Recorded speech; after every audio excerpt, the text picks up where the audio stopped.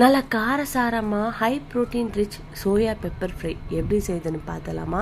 இந்த ரெசிபிக்கு நான் தாளிப்புக்கு எண்ணெய் ஊற்றி கொஞ்சம் சீரகம், பெருஞ்சீரகம், ஒரு கொத்து கருவேப்பிலை, 5 காஞ்ச மிளகா, 4 பல்லு பூண்டு இடித்து சேர்த்து நல்லா வதக்கி எடுத்துக்கலாம். இது நல்லா வதங்கினதுக்கப்புறமா நான் 2 பெரிய சைஸ் வெங்காயத்தை பொடி பொடியாக நறுக்கி வச்சுருக்கேன். அதையும் போட்டு வதக்கி கொஞ்சமாக இஞ்சி பூண்டு பேஸ்ட்டு, ஒரு தக்காளி சேர்த்து நல்லா வதக்கிக்கலாம். தக்காளி கொஞ்சம் வதங்கினதுக்கப்புறமா இந்த ரெசிபிக்கு ஏற்ற மாதிரி கொஞ்சமாக உப்பு, மிளகாத்தூள் போட்டு நல்லா கலந்து விட்டுக்கலாம். தக்காளி இப்போ நல்லா வதங்கிடுச்சு. இந்த சமயத்தில் நான் சோயா நல்லா ஊற வச்சுருக்கேன், இதையும் சேர்த்து நல்லா கலந்து விட்டுக்கலாம். சோயா இந்த மசாலாவில் நல்லா கலந்ததுக்கப்புறமா நான் கொஞ்சமாக தேங்காய் பால் ஆட் பண்ணிக்கிறேன். இந்த தேங்காய் பால்லேயே நல்லா சோயா வெந்து நல்லா ட்ரை ஆகட்டும். ட்ரை ஆனதுக்கப்புறமா கடைசியாக கொஞ்சமாக பெப்பர் தூள், ஒரு கொத்து கொத்தமல்லி தூவி இறக்குனீங்கன்னா எம்மி டேஸ்டான பெப்பர் சோயா ஃப்ரை ரெடிங்க.